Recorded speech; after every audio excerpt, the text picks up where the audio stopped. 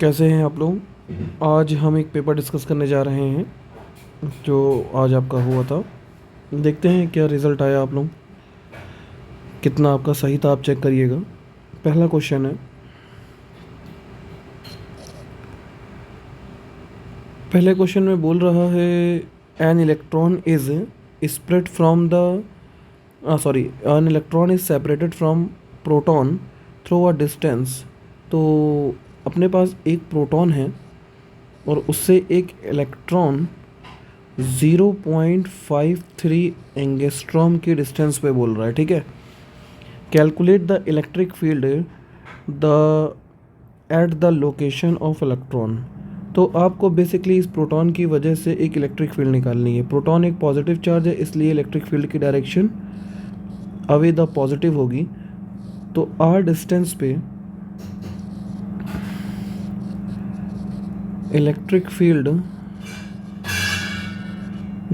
Due to point charge कितनी होती है बच्चे? E इज इक्वल्स टू के क्यू बाई आर स्क्वायर होती है कि नहीं होती है? तो यहाँ पे हमारा electric field due to point electric field due to proton not point proton is क्या हो जाएगी? E इज इक्वल्स टू के की वैल्यू कितनी होती है? 9 इंटू 10⁹ क्यों कितना दिया है? प्रोटॉन पे चार्ज इलेक्ट्रॉन के बराबर होता है 1.6 इंटू 10⁻⁻19 अपॉन आर यहाँ पे एंगस्ट्रॉम में दी है तो 0.53 इंटू 10⁻⁻10 का होल स्क्वायर। सॉल्व कर लीजिए, जो आंसर होगा वही, ठीक है, न्यूटन पर कूलम यूनिट हो जाएगी इसकी। चलिए दूसरा क्वेश्चन देखते हैं। दूसरा क्वेश्चन क्या लिखा हुआ है? Find the magnitude and direction of electric field at a point P in the figure. तो देखिए भाई, यहाँ पे आपको एक फिगर दिया गया था। ये हो गया हमारा एक ट्रायंगल, और ट्रायंगल में बोल रहा था कि यहाँ A plus Q, B plus Q और C पे भी प्लस क्यू चार्ज अवेलेबल है। पॉइंट P है एक, और इस पॉइंट P पर आपको बताना है find the magnitude and direction of electric field.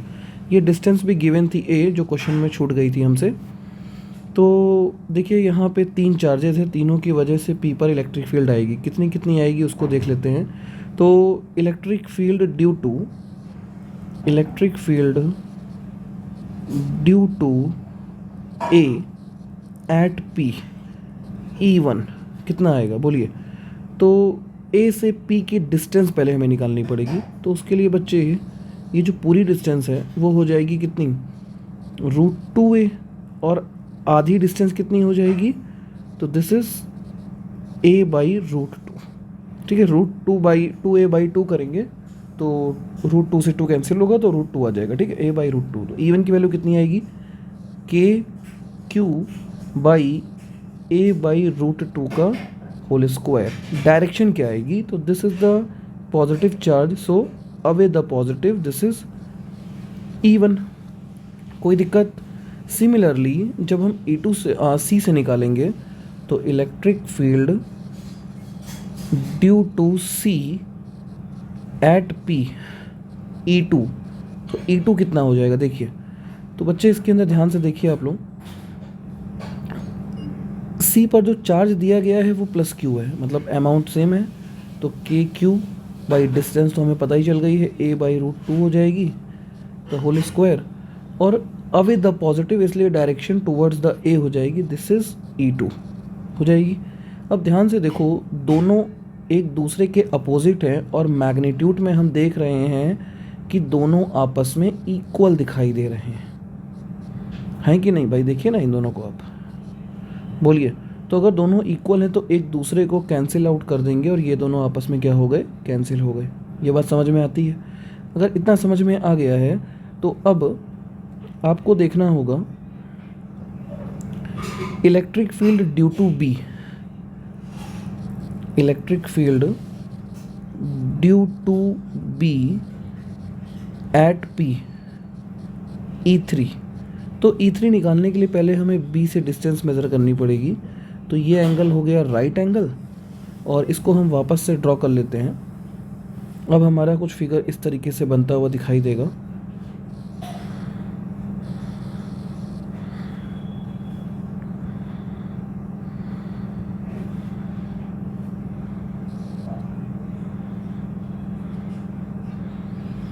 ठीक है, बाकी सब चार्जेस से तो हमारा जीरो हो चुका है, बस हमारा क्या बचा है, प्लस क्यू बचा है।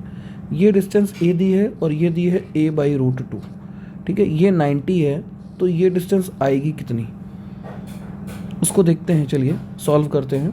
तो अंडर रूट ये डिस्टेंस हो जाएगी आपकी कितना हो जाएगा, परपेंडिकुलर का स्क्वायर, ए का स्क्वायर माइनस a/√2 का whole square. This is your what, this is become under root a square minus a square by 2।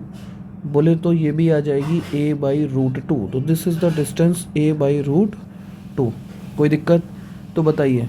Charge आपको पता है, तो E3 की वैल्यू कितनी हो जाएगी, E3 की वैल्यू हो जाएगी KQ बाई डिस्टेंस कितनी है, a/√2 का whole square which is equals to √2 का स्क्वायर 2 हो जाएगा, ऊपर चला जाएगा, तो the answer will be 2KQ by a square. बोलिए आई बात समझ में। और direction away the positive, this is the direction of E3। Got it. चलिए नेक्स्ट क्वेश्चन देखते हैं। कोई डाउट होगा तो बताइएगा मेरे को आप लोग फिर से। क्वेश्चन नंबर 3 क्या बोल रहा है, drive an expression for the electric field at a point on the equatorial line of electric dipole. देखिए ये क्लास में मैंने आपको कॉपी में करा रखा है, ये आपकी फेयर कॉपी का क्वेश्चन है। आपके पास एक डाइपोल है,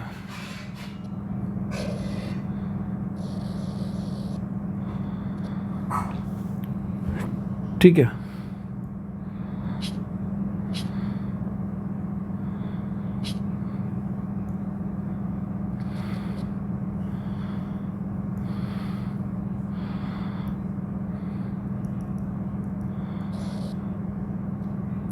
थोड़ा सा लग रहा है बन नहीं रहा है मेरे को, समझ लीजिएगा आप लोग। अब तो एक पे एक सेकंड रुकिए, फिर से बनाते हैं। ठीक है, एक डाइपोल है, मान लेते हैं ये हमारा डाइपोल हो गया। ठीक है, एक पे प्लस क्यू चार्ज है और एक पे माइनस क्यू चार्ज है, और इनके बीच की डिस्टेंस हो गई कितनी, L और L बोले तो 2L। ठीक है, क्वेश्चन है कि इसके सेंटर से R डिस्टेंस पे एक पॉइंट दिया है P, एक पॉइंट है कितना P, और इस P पर इलेक्ट्रिक फील्ड बतानी है, ये क्वेश्चन है आपका। तो सिंपल है, आपको दिखाई दे रहा होगा। इसको हम पहले तो मिला देंगे, पॉइंट प्लस क्यू को P से मिला दिया और माइनस क्यू को P से मिला दिया। ठीक है, जैसे ही इसको मिलाते हैं हम देखते हैं कि डिस्टेंस कितनी हो जाएगी दोनों ब्लैक वाली लाइंस की, under root L square plus R square, और ये दूसरी साइड कितना हो जाएगा बच्चे, under root L square plus R square. तो basically we can say it is an isosceles triangle. ठीक है ना। अब आपने को इलेक्ट्रिक फील्ड निकालनी है P पर। तो electric field due two plus Q charge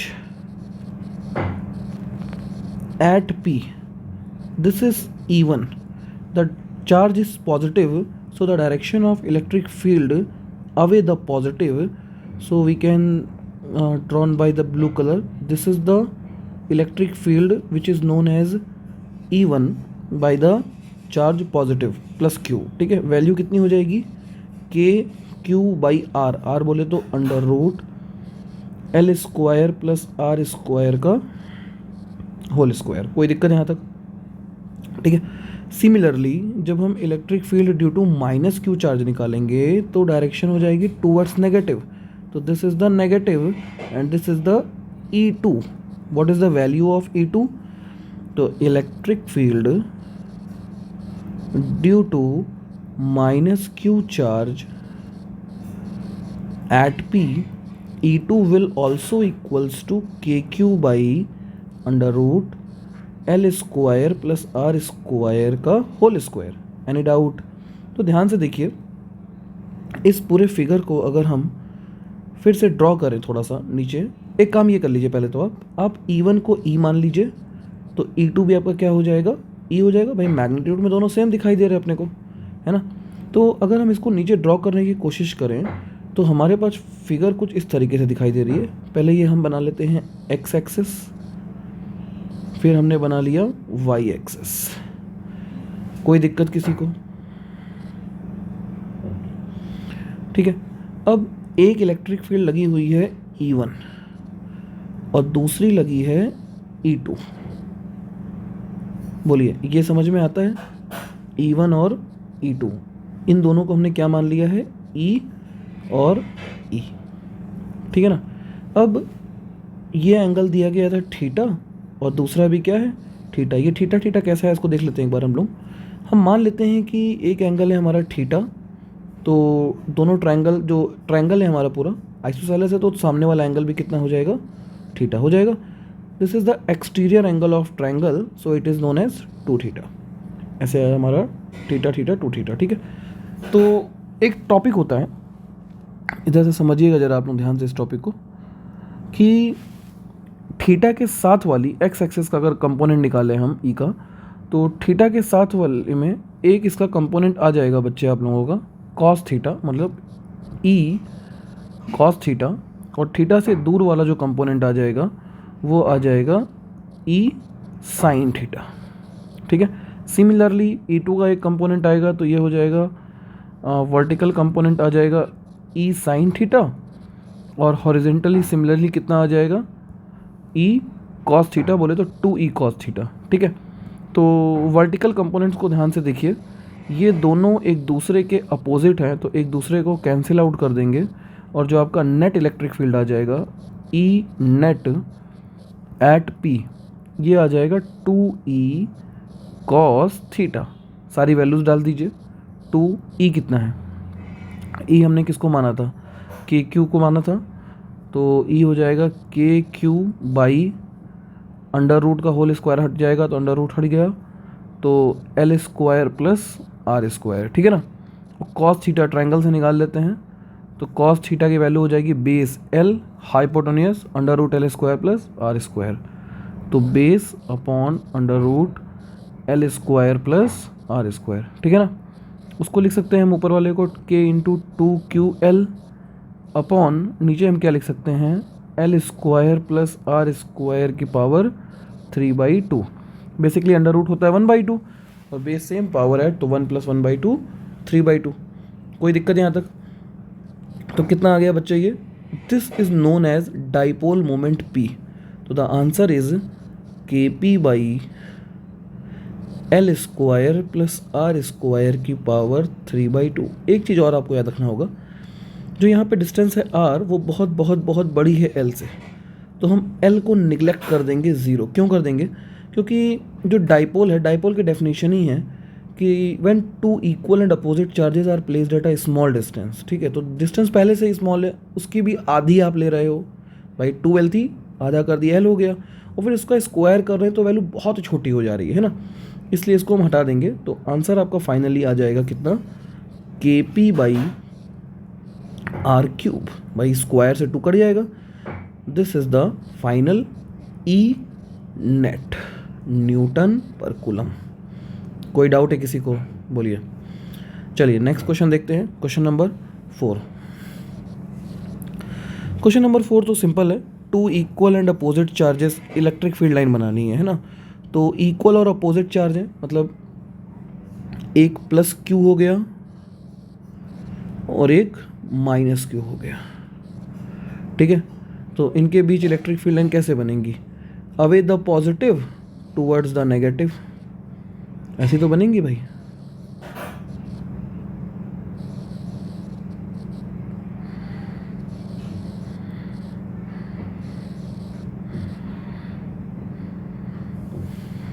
एक सेकेंड, ये लाइंस कुछ सीधी ज़्यादा बन जा रही हैं, सीधी नहीं होनी चाहिए, थोड़ा सा कर्व आएंगे, ठीक है। तो कर्व लाइन थोड़ी बनाते हैं हम लोग, ये कुछ ऐसे बनेंगी। अवे द पॉजिटिव में लाइन बाहर से भी निकलेंगी, थोड़ी सी इधर भी जा रही होंगी,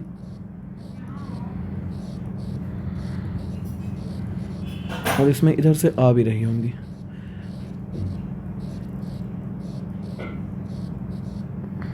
ठीक है। और सेकंड बोला है टू पॉजिटिव चार्जेस। अब दोनों अगर पॉजिटिव चार्ज होंगे तो क्या होगा, ये एक पॉजिटिव है Q और दूसरा भी पॉजिटिव है क्या, Q।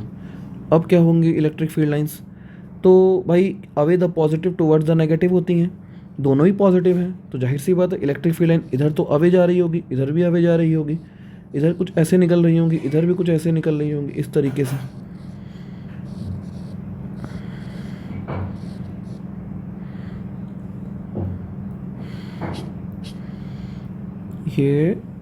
ये कुछ इस तरीके से।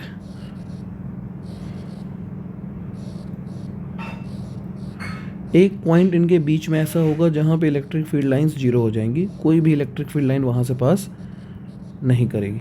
आई बात समझ में? चलिए आगे बढ़ते हैं। हाँ, ये क्वेश्चन नंबर 5 जो था, इसमें बड़े बच्चे कंफ्यूज थे। Deduce the Coulomb's law from the Gauss theorem. ठीक है, चलिए स्टार्ट करते हैं। क्वेश्चन नंबर 5 बहुत इजी है, कुछ है नहीं बच्चों। पहले तो गॉस थ्योरम की बात कर लेते हैं। तो गॉस थ्योरम कहती है कि अगर हमारे पास एक आर रेडियस का स्पेयर है, मान लेते हैं, ठीक है ना, ये हमारे पास एक आर रेडियस का स्पेयर है और इसके अंदर एक चार्ज है Q। तो according to Gauss theorem phi is equals to होता है Q enclosed upon epsilon not. होता है कि नहीं होता है? तो इसके अकॉर्डिंग इससे जाने वाला नेट फ्लक्स क्या होना चाहिए, phi is equals to Q by epsilon not होना चाहिए। ठीक है, अगर हम इस पॉजिटिव चार्ज की इलेक्ट्रिक फील्ड की डायरेक्शंस दिखाते तो कुछ इस तरीके से होती।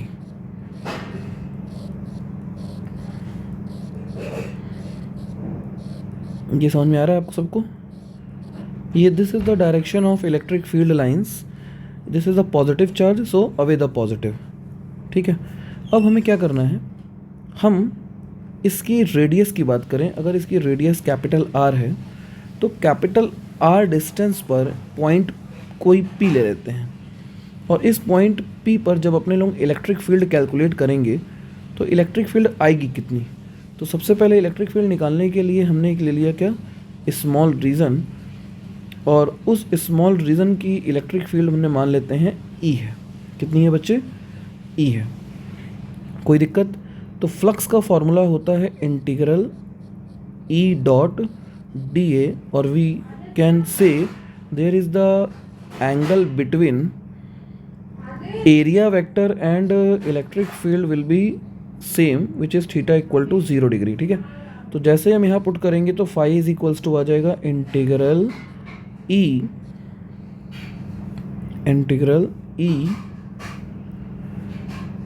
dA cos 0। ये बात समझ में आती है? बोलिए। तो यहाँ से बच्चे E बाहर आ जाएगा तो फाई इज इक्वल्स टू आ गया E इंटीग्रल dA, और हम पहली वाली इक्वेशन को 1 नाम दे देते हैं और दूसरी इक्वेशन हो गई 2। दोनों को इक्वेट कर दीजिए तो E integral dA equal to आ गया कितना, Q बाई एप्सिलॉन नॉट आ गया। कोई डाउट है यहाँ तक? E dA क्या हो जाएगा, dA is the we are taken a small area on the Gaussian surface, so we can put a value 4 pi capital R square which is equals to Q by epsilon naught। Any doubt? तो इसका मतलब point P पर electric field कितनी आ गई, E is equals to 1/4 pi epsilon naught Q by R square। कोई दिक्कत यहाँ तक? अब अगर इलेक्ट्रिक फील्ड पॉइंट P पर आ गई और मान लीजिए कि आपके पास कोई चार्ज है Q नॉट, चार्ज है Q नॉट जो कि पॉइंट P पर रखा है आपने। ठीक है, तो what is the force on a charge particle Q not, तो force on charge Q not will be कोई बताएगा एक्सटर्नल इलेक्ट्रिक फील्ड में चार्ज पे फोर्स कितना लग रहा होता है? तो this is F is equals to Q E, there the charge will be Q not, so Q not E. Now the force F will be equals to कितना हो गया? 1/4 pi epsilon not q not by r square. और ये क्या आ गया? अरे ये तो कूलम्स लॉ है. बोलिए, कोई डाउट है? आया समझ में? चलिए, बाकी क्वेश्चंस मैं अभी नेक्स्ट वीडियो में डिस्कस करूँगा. तब तक आप इसको देखिए और समझिए. थैंक यू बच्चों.